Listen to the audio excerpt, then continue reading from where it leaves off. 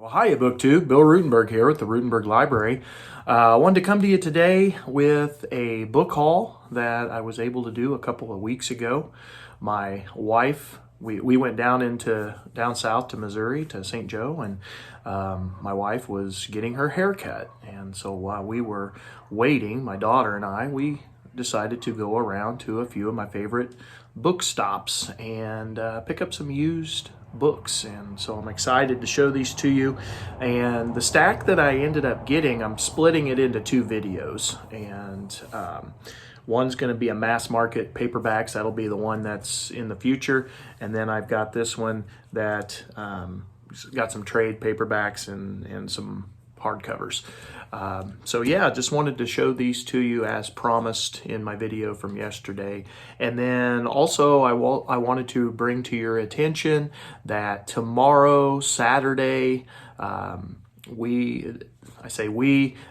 Peg over at the History Shelf and me, we're going to do our Saturday Reads video. It's a live stream, and so I wanted to invite everyone out there to make sure you pop in. It's going to be at 2 o'clock Central Standard Time here in the United States, and wanted to make sure to let you know and have you pop in and join us for that discussion. We're going to be talking about books we finished, books we're currently reading, books we have in the future, and then just life in general. And we like to, we're pretty good friends, Peg and I, and we like to cut it up a little bit and just talk about life, sit down and have a conversation, and we would like you guys to join us for that. So be on the lookout for that tomorrow at 2 p.m. Central Standard Time. So anyway, without further ado, let's look at some books here. So when I got this a couple of weeks ago, of course, June on the Range was, I believe, 2 weeks. Yeah, it was officially done at that point. But I had it on the brain because I did read a few books for June on the Range, Westerns. If you're not familiar with that, Michael K. Vaughan came up with that idea and decided to have a month-long adventure reading nothing but Westerns. And of course, our two most famous Western writers of the genre, or arguably the most famous, are Louis L'Amour and Zane Grey. And so I picked up in that other video I'm going to do, I'll show you my Zane Greys my Louis L'Amours that I was able to pick up. But I also got this hardback of Zane Grey, and it's West of the Pecos. It had a sticker. People out there, do not put stickers on your books, especially old books. Anyway, I was trying to peel it off, and sure enough, I did not do a very good job. And then I did the same thing with this little sticker here. I was trying really hard to bring it off, and anyway, it didn't work out real well. So there's Zane Grey. He's our author. Again, West of the Pecos. This one is from the year, oh, wonderful. It's done in, let's see, is that 1937, I think, if I'm reading my Roman numerals correct. But anyway, it's an older book. And let me read the inside cover to you so you can get an idea of what this one's about. And it says, they call him Pecos Smith. In the days when there was no law west of the river Pecos, his real name was unknown and his past is a mystery. And wherever he went, there was trouble. Into the west of which he was a part rode Colonel Terrell, broken by the Civil War, accompanied only by his tomboy daughter, Rill. The colonel wanted a son, resented a girl, and partly for protection dressed Rill as a youth of 18 who shot and rode and biovac'd with the toughest. The colonel's efforts to get a start in a new world, his brutal murder, the problem of a girl in a land of desperados, and Pecos Smith's ride to her rescue make up a novel of high personal adventure in a picturesque and hitherto unexploited period of American history. West of the Pecos is a novel crammed with dramatic incident, throbbing with the feel of the Old West and the full of the romantic sweep of which Zane Grey is a master. So look forward to that. I love that cover. Again, nice hardback copy. Of course, the cover's a little rough for wear, but we will maybe fix that and make do. So the next one that I was able to pick up, this is a William Manchester book. Now, I am currently in the process of reading The Last Lion, which is a 3-volume, 1,000 pages per volume biography of Winston Churchill that was done by William Manchester. So I had William Manchester kind of on the brain. I like his books. They are definitely not a fast-paced book, so you want to make sure you have some time when you sit down to read. But anyway, I had him on the brain, and I was able to pick this book up. It's called A World Lit Only by Fire, The Medieval Mind in the Renaissance, Portrait of an Age. And, of course, got a cool painting for a cover. This is originally 1992. Looks like this is a 1993 printing. This comes from Little Brown and Company. And yeah, this is going to be good. This is a good one for second quarter Historathon. So I'm a little bit late grabbing it, but that's all right. We can save it for next year. It says, from tales of chivalrous knights to the barbarity of trial by ordeal, no era has been a greater source of awe, horror, and wonder than the Middle Ages. In handsomely crafted prose and with the grace and authority of his extraordinary gift for narrative history, William Manchester leads us from a civilization tottering on the brink of collapse to the grandeur of its rebirth. The dense explosion of energy that spawned some of history's greatest poets, philosophers, painters, adventurers, and reformers, as well as some of its most spectacular villains, the Renaissance.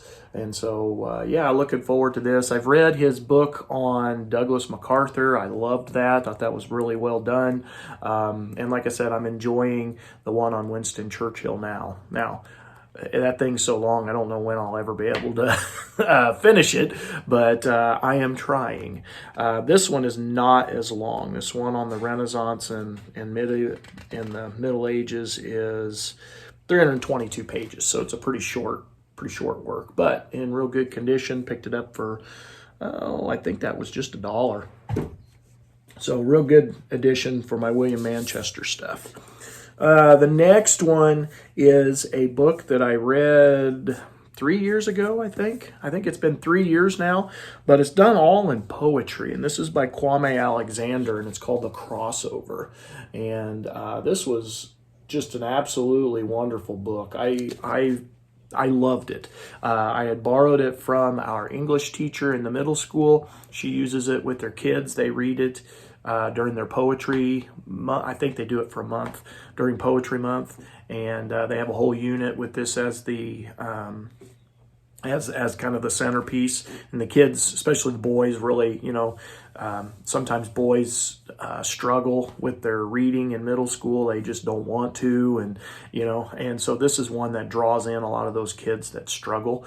But this has a couple of companion novels. It's got The Rebound, and then there is one that's soccer related, and I can't remember the name of the soccer related one, but like I said, it was really, really good. Very well done. It's a very, very quick read because it's all done in poetry. Like, this is something you can sit down and read easily in an afternoon. Let's see here. Let me read this inside cover so you kind of get an idea of what the story is. What the story is. A bolt of lightning on my kicks. The cord is sizzling. My sweat is drizzling. Stop all that quivering, 'cause tonight I'm delivering. Raps basketball phenom Josh Bell. Thanks to his dad, he and his twin brothers Jordan are kings on the court with crossovers that make even the toughest ballers cry. But Josh has more than hoops in his blood. He's got a river of rhymes flowing through him, a sick flow that helps him find his rhyme when everything's on the line. as their winning season unfolds, things begin to change. When Jordan meets the new girl in school, the twins' tight-knit bond unravels. And in this heartfelt novel, basketball and brotherhood intertwine to show Josh and Jordan that life doesn't come with a playbook, and sometimes it's not about winning. And if I remember correctly, there's some stuff that happens with their dad, and there's just some family issues that take place in this. Just a really, really good novel. Highly recommend it for middle grade readers. It is from Houghton Mifflin Harcourt out of Boston. It's from the year 2014, so it's 11 years old now, but still feels pretty fresh to me. So that's one. Here's a biography I picked up for just $1. I was real excited to pick this. I think it was $1. Maybe it was $2. It was $1. All right, hang on just a second.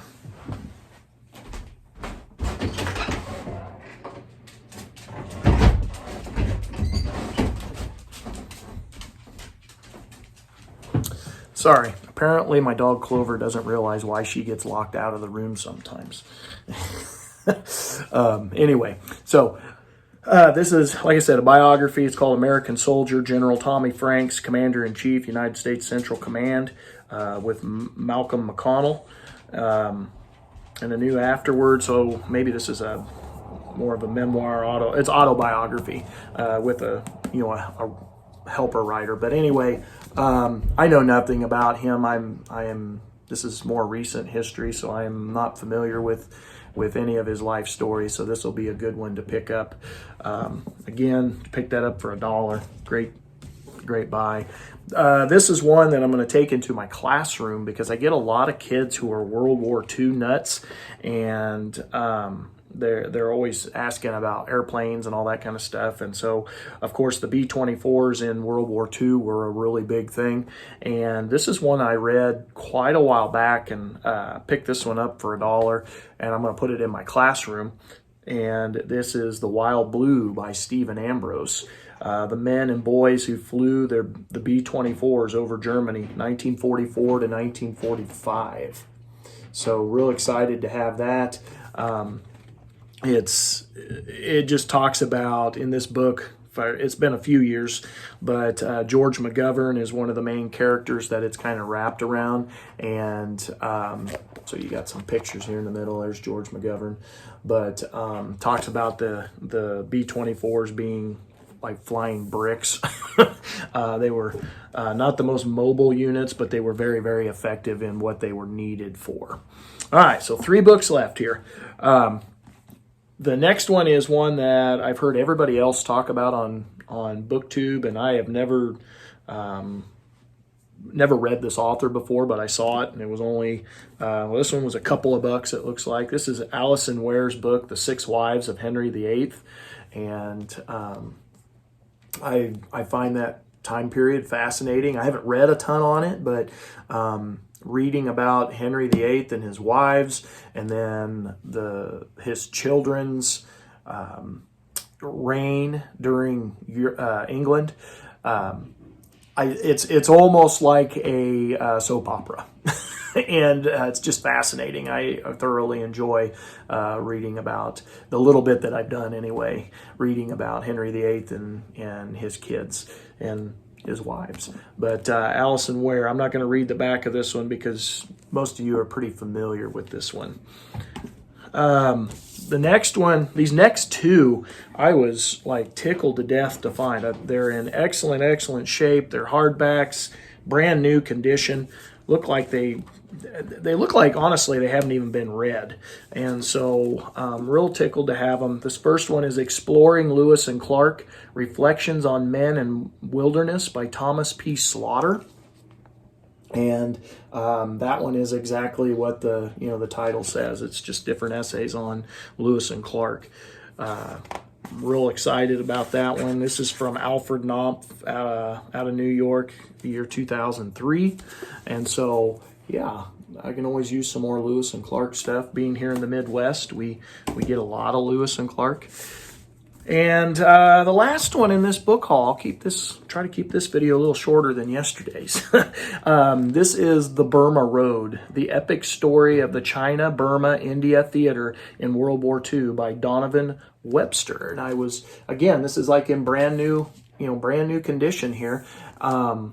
I was real happy to get this because I've been on like a World War II kick, World War II tear, and been reading several books on World War II. And the last couple that I've been reading, and I'm finishing up one of them here real soon in the next couple days, it was talking about the Burma Road. And I don't think I have anything in my collection on the Burma Road. And it was, very, very important supply road into southern China and into that part of the world, in that part of World War II, and the fighting in the Pacific Theater.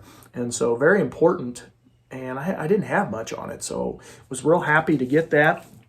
Let me read this inside to you real fast, and then we'll wrap up the video. It says, the Burma Road is the extraordinary story of the China, Burma, India theater of operations during World War II.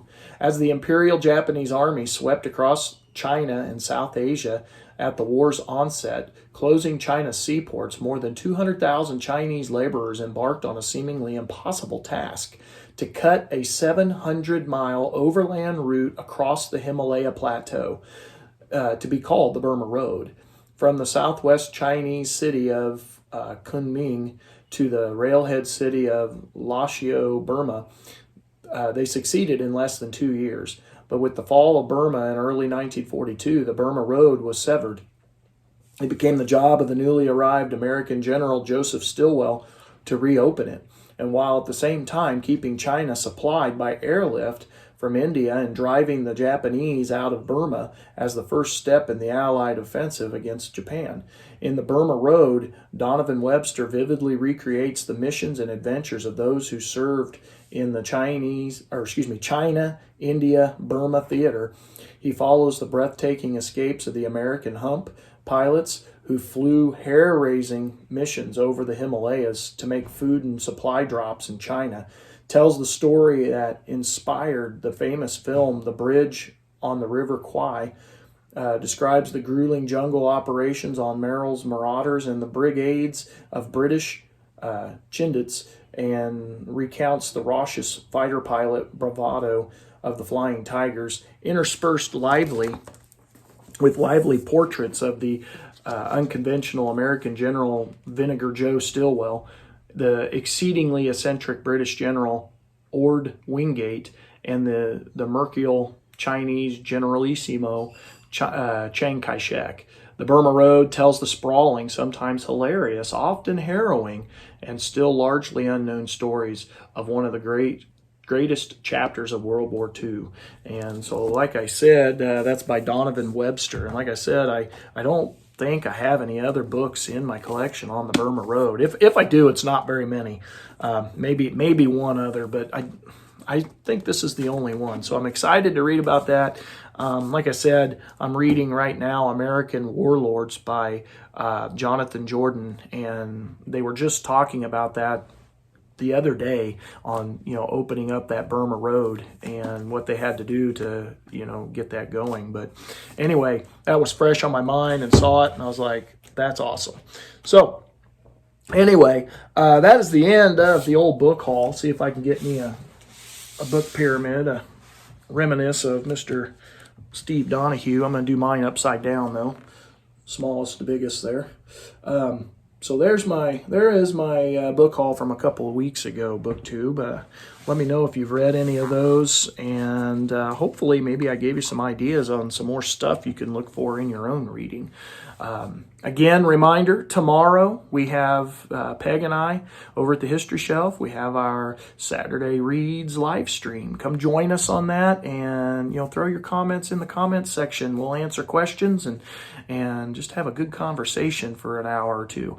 So thank you for watching BookTube. I appreciate it. Appreciate you taking the time to sit down and listen. So until next time, happy reading.